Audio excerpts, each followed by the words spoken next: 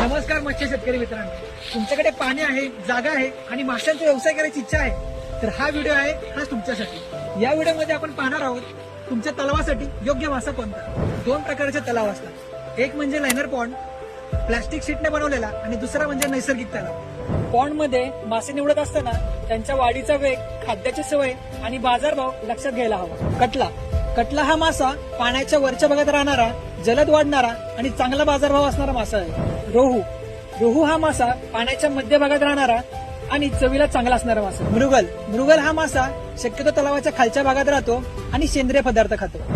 मरळ हा मासा मांसाहारी असून त्याला उच्च भाव आहे, शक्यतो तो स्वतंत्रच वाढवावा। कॉमन कार्प म्हणजे सिप्रेनस हा तलावाच्या सगळ्या भागात राहतो, कमी ऑक्सिजन मध्ये याची चांगली वाढ होते। इतर प्रजाती जसे की ग्रास कार्प, सिल्वर कार्प, पंगॅशियस, कोळंबी इत्यादी आपण टाकू शकतो। मासे सोडण्यापूर्वी पाण्याची चाचणी करा, योग्य प्रमाणात मासे सोडा आणि खाद्य वेळेवर द्या। अधिक माहितीसाठी खाली दिलेल्या नंबरवर संपर्क करा आणि ब्लू ग्रोथ अक्वाटिक्सला फॉलो करा।